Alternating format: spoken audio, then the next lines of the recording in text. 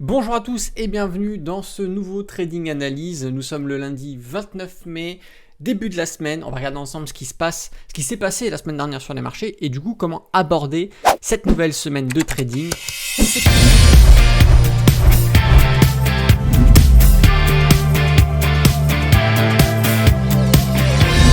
Bonjour à tous, c'est Alexandre, le trader indépendant.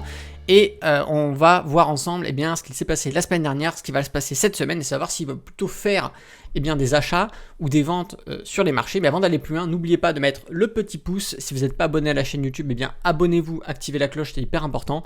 Et n'hésitez pas à faire savoir ce que vous faites en trading dans les commentaires ou même tout simplement mettre un petit merci. Ça m'encourage à continuer à créer du contenu sur la chaîne.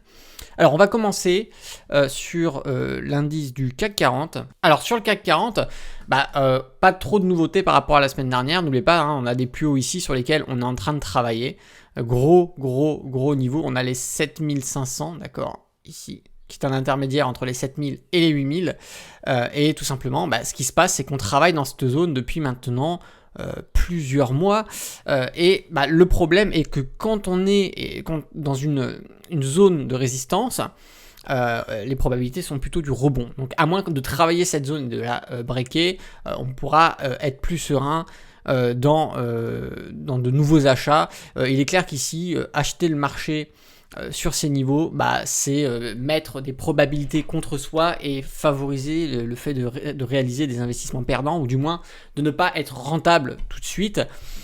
Donc effectivement, il y a aussi un autre élément qui est un peu perturbant sur le CAC 40, je vous en parlais déjà, mais il est toujours présent, on est d'accord.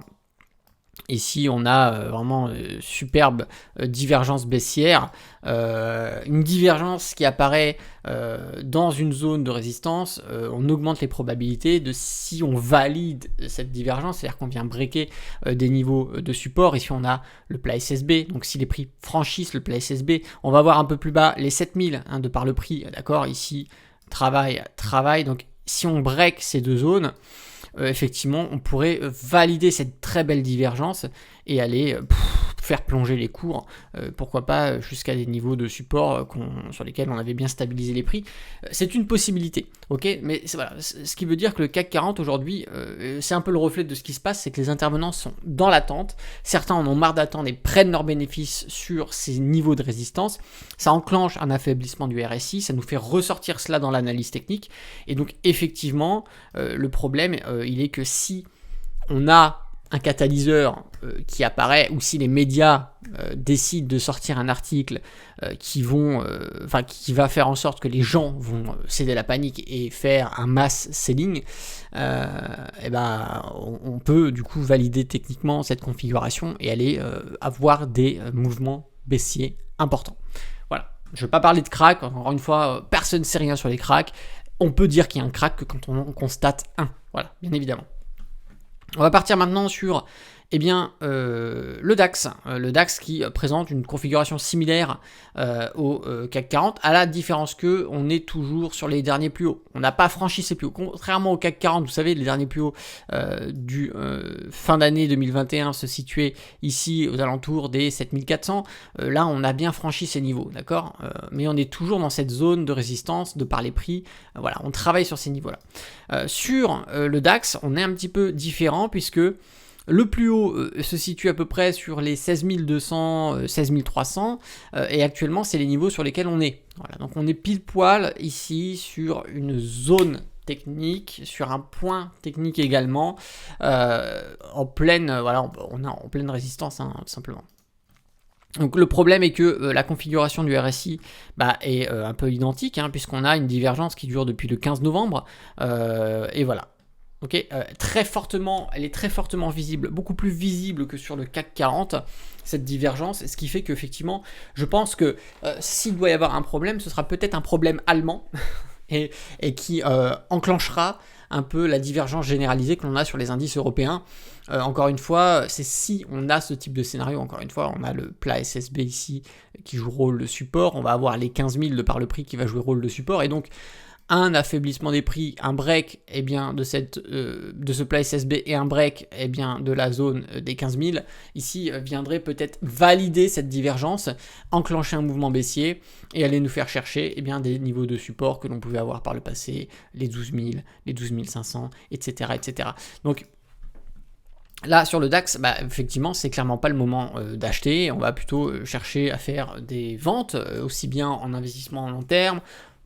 C'est-à-dire qu'on n'achète pas, on va attendre que ça baisse pour acheter des supports en investissement long terme. Et dans le cadre du trading, on va plutôt orienter ces trades à la vente en swing trading. Voilà. Vous voyez bien qu'ici, techniquement, le daily, il est fait de façon à ce que, oui, on est au-dessus du Hashimoku, oui, on est sur un mouvement haussier des prix, mais on est contre une résistance et on n'achète jamais une résistance. Okay, on va plutôt chercher, même si c'est de la contre-tendance, on va chercher à faire des ventes sur des niveaux de résistance puisque c'est ce qu'il y a de plus pertinent.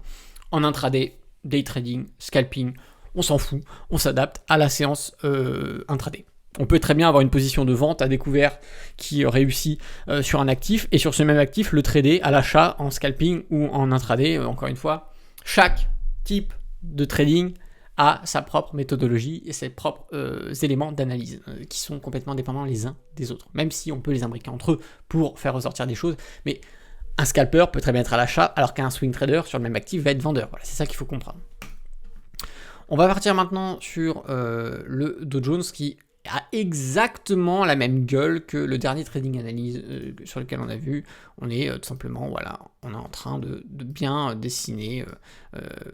Je pense voilà, que quand on arrivera au bout de cette figure, bon écoute, soit on valide techniquement ce que l'on a, et on va prendre une directionnalité, ok, soit on valide pas du tout, et on va continuer à ranger, et du coup peut-être transformer cela en canal neutre, seul l'avenir nous le dira, mais ce qui est sûr c'est que voilà, on est sur une zone de travail, on est contre une zone de travail, donc une résistance, puisqu'on y est venu du sud vers le nord, on travaille sur ce niveau, d'ailleurs on tricote le nuage Ichimoku ne sait pas trop comment se former, donc on voyait qu'on a bien une hésitation qui est clairement établie ici, ok.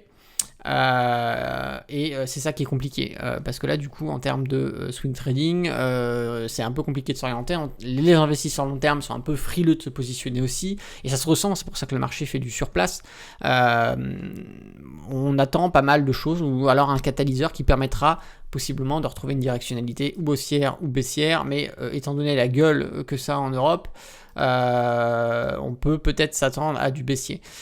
Pourquoi est-ce que je dis ça? Parce que effectivement on va avoir ici, ok, une divergence qui a été dessinée, d'accord, sur la période du avril jusqu'à mai, on a une divergence et la droite de tendance de cette divergence se maintient sur le RSI. Vous voyez, à chaque fois qu'on revient en contact, on s'en approche, on repart à la baisse. Donc là, c'est la grande question, que va-t-il se passer à la nouvelle approche, sachant que les prix sont quand même assez bas ici de la droite de tendance qui joue le rôle de support. Est-ce que ça va aider à breaker ce niveau? Il faudra breaker le deuxième niveau. Ça pourrait être un élément et on aura un dernier support qui viendrait nous protéger d'un gros mouvement baissier qui serait ici le support que l'on a sur les 32 000 à peu près en termes de prix. Ok. Et effectivement, si on casse ces niveaux-là, bon, on pourra avoir des mouvements baissiers qui viendraient chercher les autres supports que l'on pourrait avoir techniquement, soit qui sont ici situés sur les 30 000. D'accord, de par le prix, effectivement, c'est beaucoup plus légitime ce niveau-là. Mais effectivement, si on casse encore ce niveau-là, bon là, effectivement, on pourrait avoir un mass selling, un sell panique, et entraîner les prix encore une fois à la baisse. D'ailleurs, si on regarde le Dow Jones et qu'on se passe le Dow Jones en graphique hebdomadaire, on a quand même sur ces niveaux-là, décembre 2021, on a une très très très très belle divergence, ok. Alors qu'on a breaké et qu'on a annulé entre juillet et octobre 2022, mais on a quand même ici un mouvement correctif qui s'est positionné. Alors ici on a une divergence haussière qui a rectifié le tir, vous voyez, et ça nous a permis de reprendre du gain, mais le problème c'est que l'affaiblissement du RSI, ici la droite de tendance elle se maintient également aussi, on a les prix qui ont du mal à vraiment se stabiliser au-dessus du nuage Ichimoku, ok, en hebdomadaire. Donc effectivement, quand c'est le cas, on peut avoir des probabilités de réintégration pour repasser sous le nuage Ichimoku, et qui dit repasser sous le nuage Ichimoku, d'ailleurs que le RSI tricote la zone de neutralité, elle a du mal à vraiment se solidifier au-dessus, on tricote, vous voyez, donc ça pourrait refaire passer le RSI en zone de progression baissière, et dans ces cas-là, nous redonner de l'élan pour aller chercher de la baisse. Et donc après, là, effectivement, si on valide techniquement ce que je viens de vous dire sur un graphique hebdomadaire, les niveaux de support, on se situeront sur des niveaux de support qui correspondent à cette temporalité, ok. On va avoir également ici différents niveaux de support support, les derniers plus bas, ça va être des zones sur lesquelles on pourrait fixer des objectifs. Okay, ou alors, pour ceux qui font de l'investissement à long terme, venir acheter des ETF à chaque fois qu'on arrive sur ces supports. Encore une fois, je sais que je vois loin, d'accord, parce que de passer d'un Dow Jones de 33 000 à 19 000, bon, c'est pas toujours que ça arrive, mais c'est déjà arrivé, d'accord. Donc il faut pas le perdre en tête. Encore une fois, techniquement, effectivement, on est sur des configurations qui sont assez sensibles. Mais on n'est pas Madame Irma, donc tout ce qu'on peut faire, c'est constater cette configuration technique, et maintenant à vous de voir si vous voulez prendre le risque ou pas. Le Nasdaq qui fait une très belle percée, vous voyez, on a travaillé pas mal de temps, et bien sûr le niveau des 12 000 à 13 200, voilà, tous ces niveaux là on a travaillé parce qu'effectivement c'était une zone de travail par le passé, zone de support, résistance, etc. Et donc on était en plein dedans, ok. Et effectivement ces dernières semaines il s'est passé que on est pété à la hausse. Voilà, exactement, on a pris une belle hausse. Alors attention à cette entrée en zone de surachat également, d'accord. Ici on entre, on s'approche dangereusement, d'accord. On a cassé les 14 000 ici, et on va s'approcher bien sûr des 14 500, qui est l'intermédiaire entre les 14 000 et les 15 000. Ok, donc là on est dans une zone, également zone de travail. Le train est parti. Ok, il fallait, avec la technique, il fallait prendre, pour ceux qui auraient voulu prendre l'achat, ça aurait été très compliqué effectivement en swing trading, je ne le cache pas, parce qu'on était sur une zone de résistance, et donc techniquement en swing trading, acheter une zone de résistance c'est délicat, mais les traders qui faisaient de l'intraday ou du scalping, donc les day traders et les scalpers, ont eu de quoi se régaler. Je sais que pas mal d'étudiants qui aiment bien trader le Nasdaq m'ont fait remonter que bon voilà, le Nasdaq ces derniers jours, c'était la poule aux œufs d'or, quoi. Franchement, ils se sont mis plein les poches, et tant mieux pour eux. Félicitations d'ailleurs. Si vous souhaitez rejoindre l'école, n'hésitez pas, vous allez sur alextrading.fr, vous rejoignez une de nos formations, ça vous permettra de rejoindre un cursus scolaire, et on vous accompagnera dans l'apprentissage du trading. Voilà pour ce qu'il en est du Nasdaq. Alors le Nasdaq, effectivement, il est bien soutenu techniquement, on le voit sur le RSI ici, par une droite de tendance qui joue rôle de support. Attention, quand on breakera cette droite de tendance, effectivement, ou alors qu'on fera apparaître une divergence haussière, ça pourrait peut-être signifier de nouveau une stabilisation des prix sur cet actif, ou alors pourquoi pas une correction. Mais même si le Nasdaq aime bien faire bande à part des autres indices, il a une directionnalité qui est toujours un peu différente de ce qu'on va avoir sur le Dow Jones ou le SP500. SP500, on part dessus en parlant. Le SP500, techniquement comme la semaine dernière, sauf que nouveauté, on continue de mettre en évidence cette fameuse divergence que l'on a sur le RSI, et effectivement corroboré à ce que l'on a sur le DAX, ce qu'on a sur le Dow Jones, ce qu'on a sur le CAC 40, effectivement on se rend compte qu'on a énormément d'indices qui ont une même configuration technique assez similaire, et donc ça vous le savez, quand on a une corrélation indicielle aussi importante, si ça se valide, on peut avoir un marché qui de façon assez généralisée va suivre la même direction. Donc vaut mieux que ça soit haussier que baissier, mais ici effectivement vu qu'on est contre des résistances, vu qu'on a des affaiblissements, on favorise là, on est en train de favoriser de plus en plus les probabilités pour aller vers un scénario de mouvement baissier. Donc à voir, encore une fois, on a le plat SSB ici sur les 4000 superposés au prix, donc price action sur les 4000 qui va jouer rôle ici de support, et donc alors la position ici est un peu chiante parce que on va avoir effectivement, attendez, je vais vous retracer, on va avoir une droite de tendance, tac, ici, ok, qui maintient les prix, mais cette droite de tendance est bien surélevée par rapport au positionnement qu'on a aujourd'hui, elle est surélevée, donc on est au-dessus de ces 4000, le plat SSB sur les 4000, le prix des 4000, ok, également, ce qui fait que là, on a une très grosse zone de support. Donc, si jamais les prix viennent breaker cette zone, on break tous les éléments qu'il faut pour enclencher un mouvement baissier. Et la droite de tendance qui supporte les prix, et le plat SSB, et le prix, price action, bam, bam, bam. Et donc ici, effectivement, psychologiquement, on renverserait la tendance.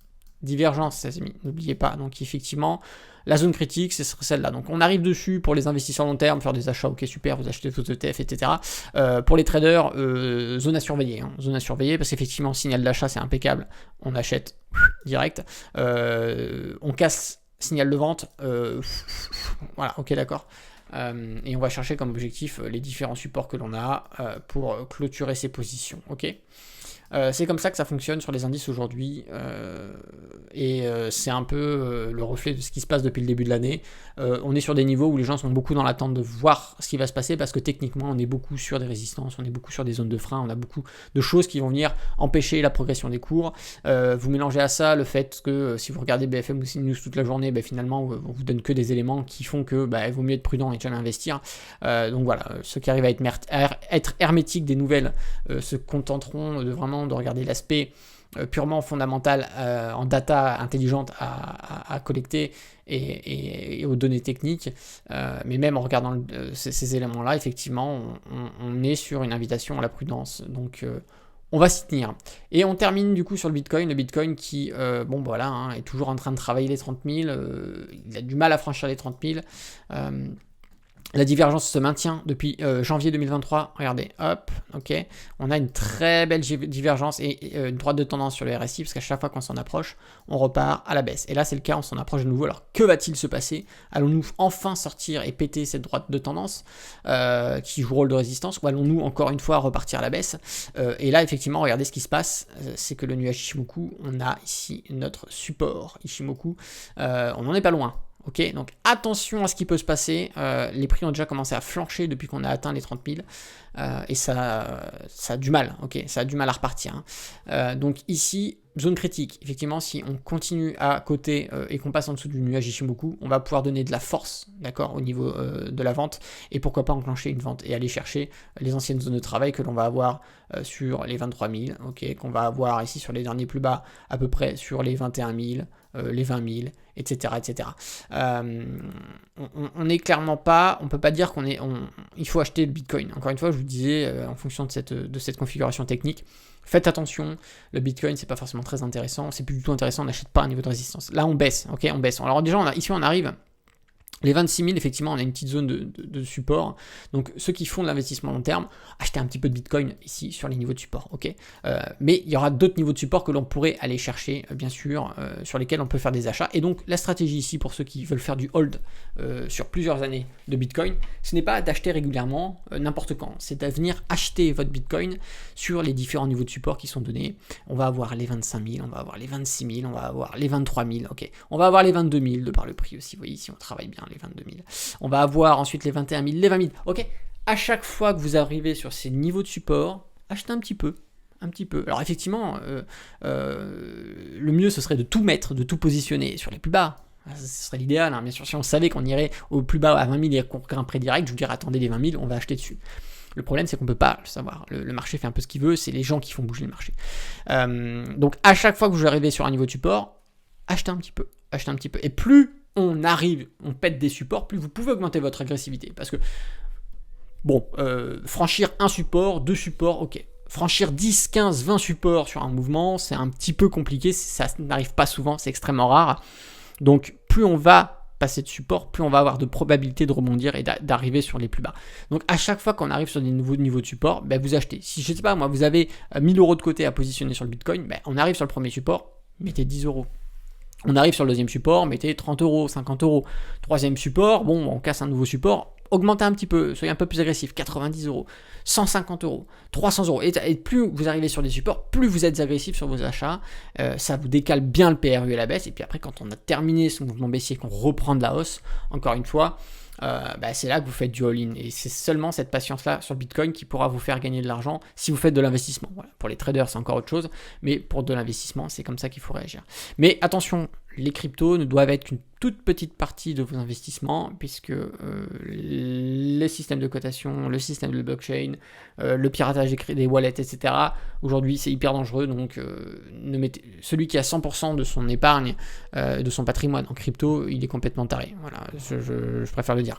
Donc soyez vigilants, prudents, il faut toujours faire les choses comme il faut. Voilà, si vous avez aimé cette vidéo, n'oubliez pas de mettre un petit pouce. Si vous n'êtes pas abonné à la chaîne YouTube, abonnez-vous, activez la cloche. Et puis si vous avez tout simplement des questions, vous voulez faire une remarque par rapport à ce que vous venez de voir dans cette vidéo, je vous invite à le faire sous les commentaires. C'était Alexandre, le trader indépendant. Moi, je vous dis à bientôt dans une prochaine vidéo. Et d'ici là, tradez bien sur les marchés financiers. Ciao.